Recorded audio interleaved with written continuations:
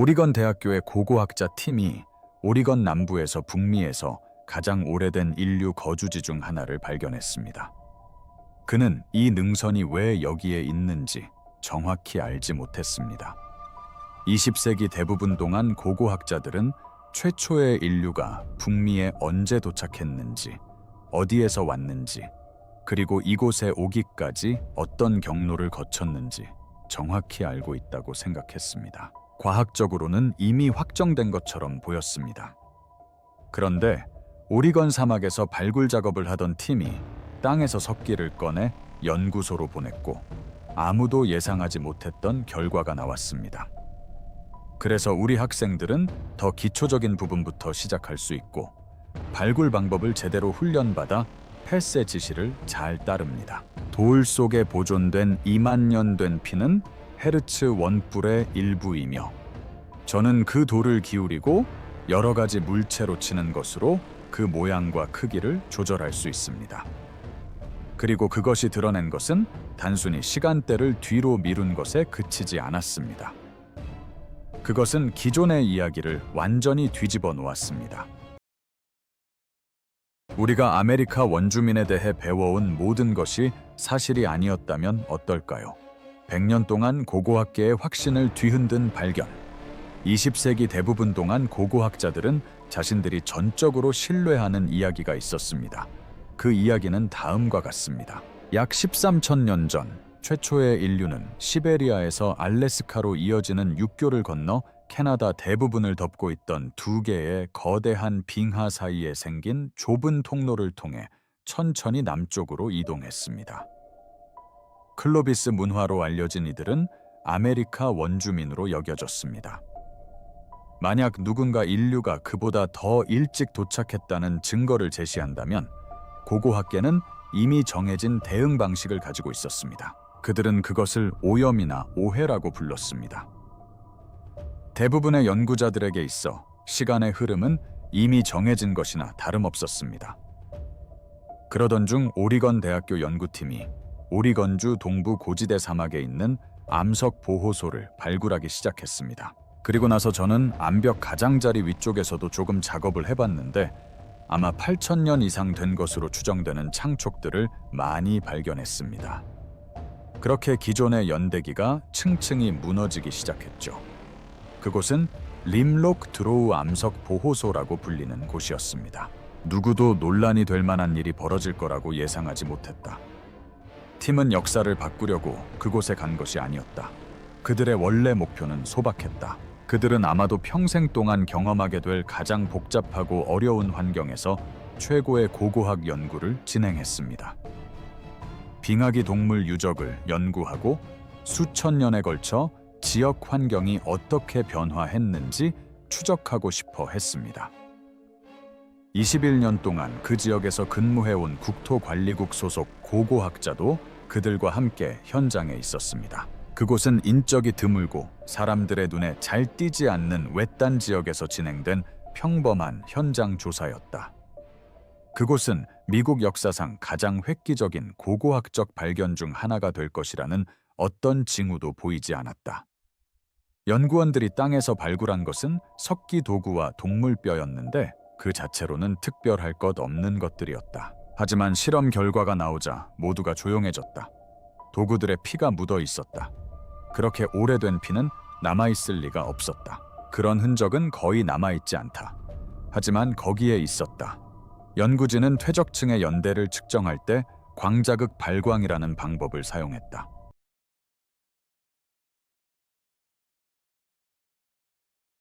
쉽게 말해서 특정 광물 입자는 땅 속에 묻히면 빛을 흡수하지 않게 됩니다.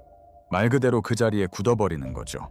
과학자들은 흙 알갱이들이 얼마나 오랫동안 어둠 속에 있었는지 정확하게 측정할 수 있는데 이를 통해 해당 지층이 마지막으로 지표면에 노출된 시기를 정확히 알 수 있습니다. 측정 결과는 거의 2만 년 전으로 나왔습니다. 그리고 그 지층 안에는 의도적으로 날카롭게 다듬은 석기 도구와 베인 자국이 가득한 동물 뼈들이 묻혀 있었습니다. 그들은 암석 은신처에서 발견된 수많은 도구 중 하나에서 동물성 단백질을 검출했습니다. 이 도구들은 다양한 용도로 사용되었습니다. 포식자가 남긴 흔적과는 달리 누군가가 체계적으로 고기를 발라내고 가죽을 벗기는 데 사용한 깔끔하고 각진 도구들이었습니다. 클로비스 모델에서 주장하는 최초의 인류가 이 대륙에 발을 디딘 시점보다 7,000년 전에 이미 그곳에서는 사람들이 사냥을 하고 사냥감을 가공하고 있었습니다. 이는 사소한 수정이 아닙니다. 바로 당신 발밑에서 이야기의 근간이 송두리째 흔들리고 있는 것입니다. 하지만 진정한 충격은 고고학자들이 땅 자체가 인간 활동의 기록을 완벽하게 정돈된 형태로 그 누구도 상상하지 못했던 훨씬 더 먼 과거까지 보존하고 있다는 사실을 깨달았을 때 찾아왔습니다. 완벽하게 보존된 지층들 연구팀이 림록 드로우의 퇴적층을 조사하기 시작했을 때 한 가지가 즉시 눈에 띄었습니다. 지층들이 전혀 훼손되지 않았다는 것입니다. 고고학 유적지에 대해 조금이라도 아시는 분이라면 이런 경우가 얼마나 드문지 아실 겁니다. 보통은 땅이 우리에게 불리하게 작용하죠. 땅굴을 파는 동물들이 땅속에 굴을 파고 들어가 한 시대의 유물을 다른 시대로 끌어들이곤 하니까요. 수세기에 걸쳐 나무 뿌리는 아래쪽으로 자라면서 더 깊이 파고들며 주변 물질을 함께 끌어당깁니다. 빗물은 스며들어 작은 유물들을 천천히 옆으로 운반하여 원래는 속하지 않았던 층에 쌓이게 합니다. 이 모든 것은 고고학자들이 도착할 때쯤이면 유물들이 수천 년 동안 땅 속에서 조용히 움직여 왔다는 것을 의미합니다. 저희는 오리건 고고학회에서 강연을 했습니다. 저는 밴드에 있는 중부 오리건 고고학회에서도 강연을 했죠. 1만 년 전에 남겨진 유물이 고작 2000년 된 지층 속에 있을 수도 있습니다.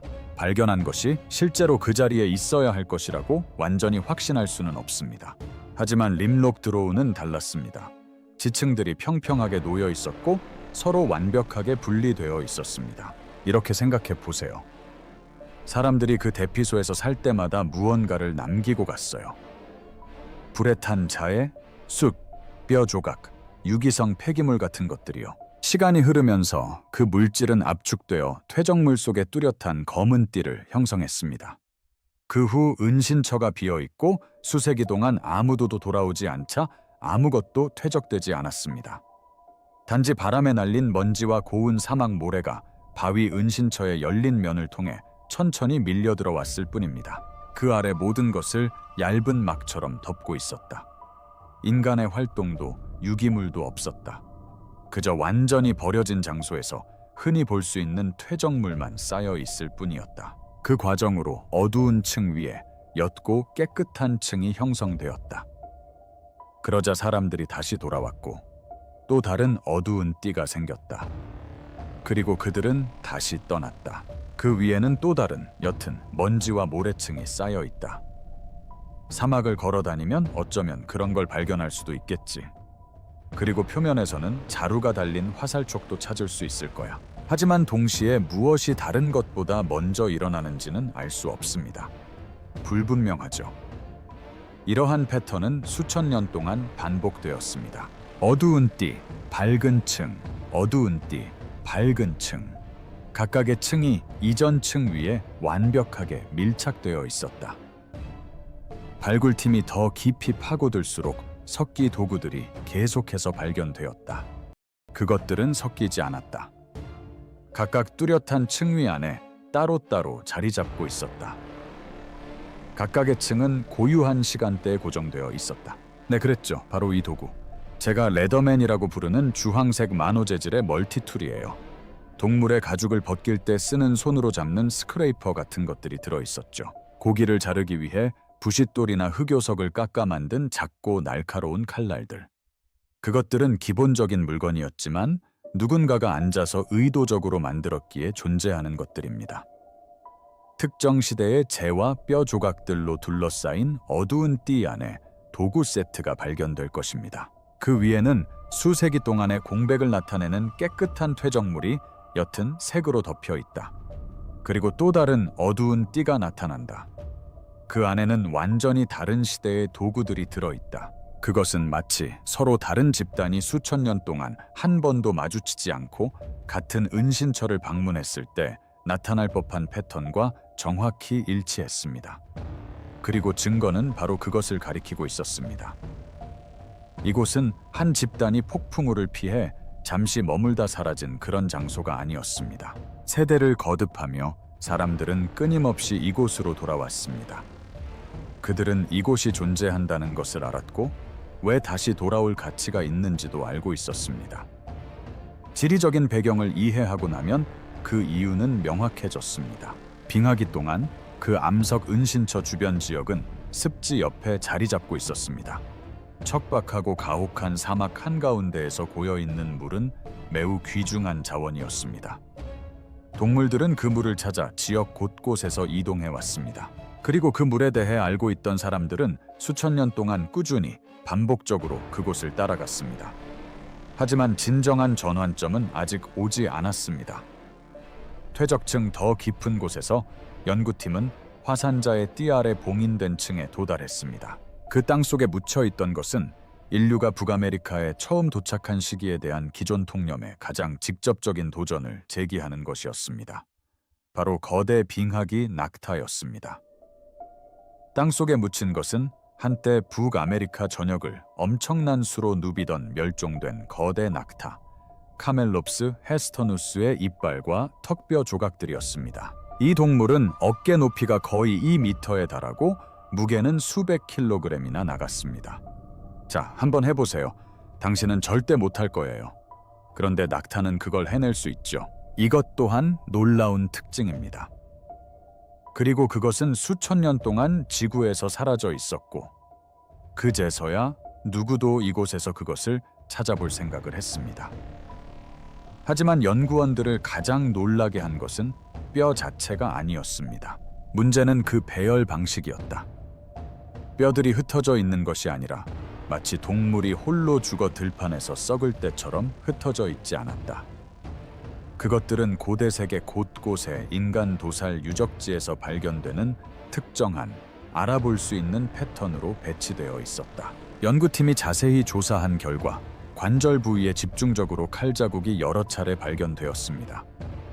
이 세부 사항은 중요합니다. 동물을 해체하는 사람은 자연스럽게 관절 부위부터 손대기 시작하는데 이때 결합 조직을 잘라사지를 분리하고 고기에 접근하기 때문입니다. 그 자국들은 동물의 이빨 자국이 아니었습니다. 풍화작용이나 수세기 동안 퇴적물이 눌려 생긴 것도 아니었습니다. 그 자국들은 석기 도구가 남기는 자국과 정확히 일치했습니다. 누군가 이 동물을 사냥해서 쓰러뜨린 다음 그 사체 위에 서서 차갑게 해체했던 것입니다.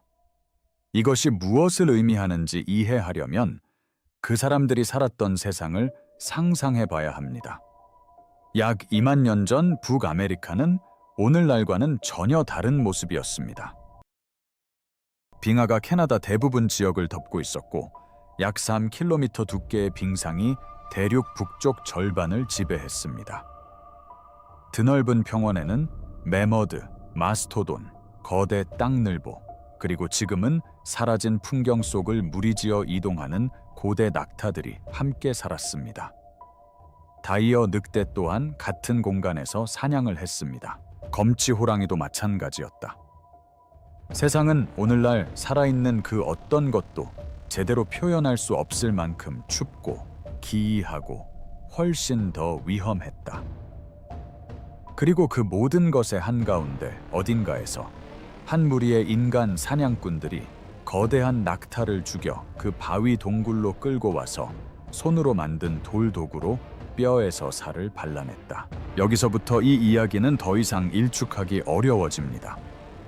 뼈들은 15,600년도 더 전에 발생한 세인트 헬렌스 산의 폭발로 인해 쌓인 화산 재층 아래에 묻혀 있는 채로 발견되었습니다. 이것이 왜 중요한지 설명해 드리겠습니다. 화산이 폭발하면 화산자에는 서서히 흘러내리지 않습니다. 한꺼번에 쏟아져 내려 그 아래 모든 것을 뒤덮고 시간이 지나면서 굳어져 영구적인 밀봉층을 형성합니다. 연구팀이 낙타뼈 바로 위에 균열이나 손상 없이 완전히 온전한 상태로 놓여있는 화산재를 발견했을 때 그것은 단 한 가지를 의미했습니다. 그 뼈들은 화산 폭발 이전에 이미 땅속에 묻혀 있었는데 이는 그 낙타를 도살한 사람들이 최소한 15,600년도 더 전에 북미에 살았다는 것을 의미합니다. 클로비스 선조설은 최초의 인류가 13,000년 전에 도착했다고 주장합니다. 이는 2,600년이 넘는 차이입니다. 이들은 최초의 미국인이 아니었다. 이미 누군가가 이곳에 와 있었다. 클로비스 모델은 단순히 도전을 받은 것만이 아니었다. 그것은 지구 자체의 증거에 의해 반박되었습니다. 그러다가 낙타 이빨 에나멜의 방사성 탄소 연대 측정 결과가 나왔는데 그 수치는 현재로부터 약 18,250년 전이라는 것이었습니다. 잠시 생각해 보십시오. 오리건 유적지에서 발견된 새로운 사실은 인류가 클로비스인들이 도착했다고 여겨지는 시기보다 최소 5,000년 전부터 태평양 북서부 지역에서 걸어 다니고 사냥하고 동물을 가공해왔다는 것을 시사합니다. 이는 결코 사소한 수정이 아닙니다. 과학계 전체를 뒤흔들고 기존에 알고 있던 모든 것을 재고하게 만드는 발견입니다. 그러다 발견의 분위기를 완전히 바꿔놓는 결정적인 단서가 드러났습니다. 림록 드로우에서 발견된 도구들 중에는 돌로 만든 작은 휴대용 절삭 도구인 스크레이퍼가 있었는데 그 재료가 바로 오렌지색 마노였습니다. 지리적인 의미를 이해하기 전까지는 사소한 단서처럼 보일 수 있습니다. 주황색 마노는 림록 드로우 근처 어디에서도 발견되지 않습니다. 가장 가까운 산지는 수백 마일 떨어져 있습니다.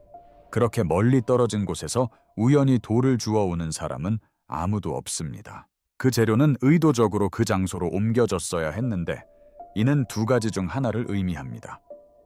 하나는 늪지대 식물이나 호수 식물로 아랫부분에 던기 줄기가 생겨 식용이 가능하고 사람들이 그것을 이용했다는 뜻입니다. 실제로 와파토 호수가 그런 예인 것 같습니다. 그 은신처를 사용했던 사람들은 대부분의 연구자들이 통행이 거의 불가능했을 것이라고 추정했던 빙하기의 광활한 지형을 가로질러 먼 거리를 이동했거나 수백 마일에 걸쳐 뻗어있는 네트워크를 통해 다른 집단들과 물자를 교역하고 교환했던 사람들일 것입니다. 어느 쪽이든 이들은 대륙 변두리에서 간신히 생존하는 고립된 낙오자들이 아니었습니다. 이들은 목적을 가지고 광범위한 지역을 누비던 사람들이었습니다. 확대경으로 도구를 자세히 살펴보니 증거는 더욱 무시하기 어려워졌다. 가장자리에는 반복적인 사용 후에만 생기는 미세한 균열들이 줄지어 있었다. 그것들은 명확한 이야기를 들려주었다. 이 도구들은 실제 손으로 사용되어 마모된 상태였습니다. 그리고 이것이 왜 중요한지 바로 여기에 있습니다. 클로비스 우선설은 클로비스인들이 도착했을 당시 매우 특수하고 식별 가능한 도구 기술을 사용하고 있었다고 주장합니다. 특정한 방식으로 만들어진 길고 홈이 파인 석기촉. 그것이 바로 클로비스 유적지의 특징이었습니다. 클로비스 유적지를 식별하는 방법이었죠. 하지만 림록 드로우에서 발견된 도구들은 클로비스 유물보다 오래되었고 수백 마일 떨어진 곳에서 조달한 재료로 만들어졌으며 지속적인 사용으로 인한 마모 흔적을 보였다. 이 도구들은 클로비스의 특징과 일치하지 않았으며 클로비스보다 훨씬 앞선 것이었다. 이는 그 조각상들을 만든 사람들이 클로비스인들이 아니라는 것을 의미했습니다. 그들은 이미 이곳에 살고 있던 다른 누군가였습니다. 더욱이 그 조각상 중 하나는 낙타 유골과 함께 발견되지 않았습니다. 그것은 그들 아래에서 발견되었다. 그것은 더 깊은 흙층에 놓여 있었는데 그 층은 위에 도살된 뼈들을 남긴 어떤 활동의 흔적도 없이 그대로 남아 있었다. 고고학에서 그 세부 사항은 단순하면서도 피할 수 없는 의미를 지닌다. 더 깊은 층은 더 오래된 층입니다. 땅을 파헤치지 않고는 그 순서를 바꿀 방법이 없습니다. 그리고 그 층에서는 교란의 흔적이 전혀 발견되지 않았습니다. 그래서 그 함에는 자명했다. 만약 낙타의 화석이 250년보다 더 오래되었다면 그 아래에 있던 도구는 그보다 더 오래되었을 것이다. 바로 그 지점에서 이 발견은 훨씬 더 설명하기 어려운 영역으로 접어들었다. 증거는 더 이상 단순히 이 지역에 초기 인류가 존재했음을 시사하는 데 그치지 않았습니다. 오히려 그 존재 시기를 예상보다 훨씬 더 앞당겨 기존의 연대기를 뒤흔들고 있었습니다. 땅은 그 연대기를 겹겹이 완벽하게 보존하고 있었고, 각 층은 이야기의 조각을 담고 있었으며 각각의 층은 인류 활동이 그 누구도 받아들일 준비가 되어 있지 않았던 시기보다 훨씬 더 오래되었음을 보여주었습니다. 하지만 이 모든 것을 감안하더라도 여전히 문제가 있었다. 특히 주장이 이처럼 큰 무게를 지니고 있을 때는 회의론이 쉽게 사라지지 않는다. 석기 도구와 절단 흔적은 의문을 제기받고 논쟁의 대상이 되며 재해석될 여지가 있다. 아무리 사소한 의심이라도 항상 여지는 있었다. 필요한 것은 설명이 통하지 않거나 우연의 일치로 치부할 수 없는 확실한 증거였다. 그리고 그 증거는 연구팀이 단백질 잔류물 분석을 시작하면서 나타났다. 미세혈흔 증거 단백질 잔류물 분석은 물질 자체 내에 물리적으로 갇혀 있는 물질을 이용합니다. 원리는 간단하지만 그 의미는 복잡합니다. 석기가 살점을 베어낼 때 극소량의 혈액과 조직이 날카로운 모서리를 따라 생긴 미세한 균열 속으로 스며듭니다. 그러한 흔적들은 그냥 사라지지 않습니다. 적절한 조건만 갖춰진다면 수천 년 동안 남아있을 수 있습니다. 적어도 그렇게 되기를 바랐습니다. 만약 그 도구들 안에 무언가가 남아있었다면 그것은 돌 깊숙이 묻혀 외부 세계로부터 보호되었을 것이다. 하지만 이는 또한 그 과정이 극도로 조심스러워야 한다는 것을 의미했다. 현대의 오염물질이 조금이라도 섞이면 결과물이 파괴되거나 더 심각하게는 잘못된 결과가 나올 수 있었기 때문이다. 청소 과정이 가장 먼저 진행되었고 매우 꼼꼼하게 이루어졌습니다. 모든 표면은 최근에 도구에 묻었을지도 모르는 모든 오염물질을 제거하기 위해 세심하게 처리되었습니다. 목표는 현재의 오염물질을 완전히 제거하고 도구가 마지막으로 사용된 이후에 흔적만 남기는 것이었습니다. 시간이 걸렸다. 인내가 필요했다. 지름길은 없었다. 그제서야 검사가 시작되었다. 처음에는 별다른 일이 없었다. 살과 맞닿았던 부위의 작은 균열에서 샘플을 조심스럽게 채취했다. 그 작업은 조용하고 체계적으로 진행되었으며 결과가 나올 때까지 그 중요성을 드러내지 않는 그런 과정이었다. 그리고 결과가 나오자 모든 것이 바뀌었다. 그 단백질은 멸종된 종인 바이슨 안티쿠스와 일치했다. 바이슨 안티쿠스는 수천 년 전 빙하기에 북아메리카 대륙을 엄청난 수로 누비다가 사라진 종이었다. 그러한 신원 확인은 무시하기 어려운 무게를 지니고 있었다. 그것은 도구들이 단순히 자르기 위해 만들어진 것이 아니라는 것을 의미했다.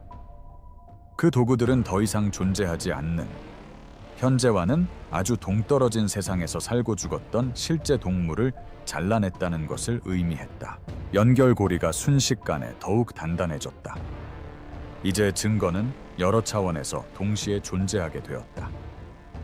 지질학적 지층이 시간의 흐름을 밝혀주었다. 고고학적 맥락은 도구와 뼈가 함께 존재함을 보여주었다. 생물학적 흔적은 도구와 동물 사이의 직접적인 접촉을 확인시켜 주었다. 이러한 모든 증거들은 서로를 뒷받침했다. 그리고 이 모든 증거들을 종합해 볼 때 클로비스 우선설이 무너졌다는 데에는 의심의 여지가 거의 남지 않았습니다. 클로비스 우선설의 붕괴, 림록 드로우에서 수집된 증거들은 18,000년도 더 전에 인간 활동이 있었음을 시사했습니다. 그것만으로도 클로비스 최초설을 무너뜨리기에 충분했습니다. 하지만 첫 번째 문제 아래에는 그에 못지않게 치명적인 두 번째 문제가 숨어 있었습니다. 클로비스 모델은 단순히 인류가 13,000년 전에 지구에 도착했다고 주장한 것이 아니었습니다. 그 이론은 인류가 특정한 경로를 통해 도착했다고 주장했습니다. 최초의 인류는 시베리아에서 알래스카로 건너간 후 캐나다 대부분을 덮고 있던 두 개의 거대한 빙하 사이에 생긴 좁고 얼음이 없는 통로를 통해 남쪽으로 이동했다는 것이었습니다. 그 통로는 나머지 대륙으로 향하는 유일한 경로로 제시되었습니다. 인류 역사를 다시 쓸 수 있는 더 깊은 층위. 림록 드로우에서 발견된 낙타 이빨은 그 오래된 연대와 인간이 동물을 도살했다는 명확한 흔적 때문에 주목을 받았습니다. 처음에는 그것이 하나의 경계선, 증거가 안전하게 도달할 수 있는 최대치를 나타내는 지점처럼 보였습니다. 하지만 그 과정은 그 이면에 숨겨진 진실을 더 자세히 살펴보자 오래가지 못했습니다. 그 치아는 안반 위에 놓여 있지 않았습니다. 이야기의 맨 아래에 있는 것도 아니었습니다. 그 아래로는 땅이 계속 이어져 있었고 아직 완전히 탐사되지 않은 오래된 퇴적층이 있었다. 그 깊은 지층은 비어있는 것이 아니었다. 오히려 낙타가 죽기 훨씬 전에 그곳에서 무슨 일이 일어났다는 흔적이 이미 나타나기 시작했다. 그 지층 아래에서 작은 돌 조각들이 발견되었습니다. 전통적인 견해는 그들이 이곳에 살았으며 아마도 13,000년 전이나 그보다 조금 더 전에 베링 해협을 건너왔을 것이라는 것입니다. 이 조각들은 완전한 형태의 도구처럼 뚜렷하게 드러나지는 않지만 의도적인 행위가 있었음을 시사합니다. 돌은 통제된 방식으로 힘을 가하지 않으면 그런 패턴으로 깨지지 않습니다. 그와 더불어 정의하기는 어렵지만 일단 발견하면 무시하기 어려운 미묘한 단서들이 있습니다. 바로 흙의 미세한 교란입니다. 이러한 패턴들은 무작위적인 자연적 과정보다는 반복적인 활동을 암시합니다. 현장 조사 작업은 아직 완료되지 않았으며 연구진들은 처음부터 이 점을 분명히 밝혀왔습니다. 암벽 협곡의 상당 부분은 발굴 작업의 한계 때문에 여전히 손대지 않은 채로 남아 있습니다. 자금은 무한정으로 늘어나지 않으며 제거된 모든 지층은 다시 복구할 수 없습니다. 보존은 발견만큼 중요하며 이러한 균형 때문에 모든 작업이 지연됩니다.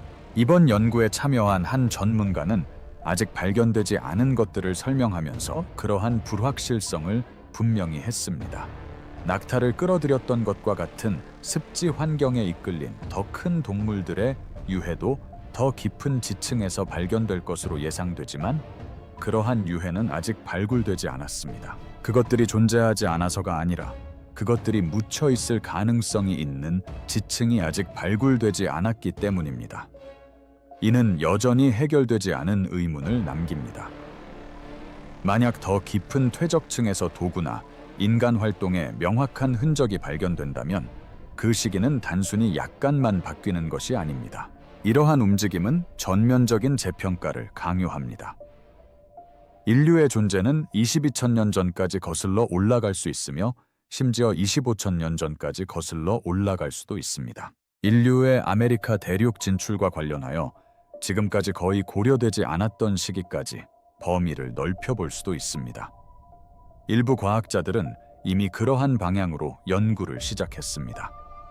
그들은 약 26,000년 전 빙상이 북방우 대륙의 광대한 지역을 뒤덮고 해수면이 급격히 낮아졌던 마지막 빙하기 최대기를 주목하고 있습니다. 망치돌로 갱도를 내리쳐 안쪽에 이러한 흠집을 만들었습니다. 그 낙하 지점은 태평양 해안선의 더 많은 부분을 드러냈을 것이며 오늘날에는 같은 형태로 존재하지 않는 길들을 만들었을 가능성이 있습니다. 만약 그 시기에 사람들이 있었다면 그들은 그 가장자리를 따라 이동하며 지금은 변형되거나 물에 잠긴 지형을 탐색했을지도 모릅니다. 그러한 가능성은 단순히 연대표상의 날짜만 바꾸는 것이 아닙니다. 초기 인류의 생활 방식과 이동 방식에 대한 전체적인 이해의 틀을 뒤바꿔 놓습니다. 이는 초기 인류가 예상보다 훨씬 일찍 인식, 계획, 그리고 기술을 요구하는 환경을 활용하여 극한 환경에 적응해 왔다는 것을 시사합니다. 이는 또한 그들의 존재에 대한 가장 초기의 흔적이 누구도 예상하지 못했던 곳에 있을 수 있음을 의미합니다. 패턴이 바뀌고 있습니다.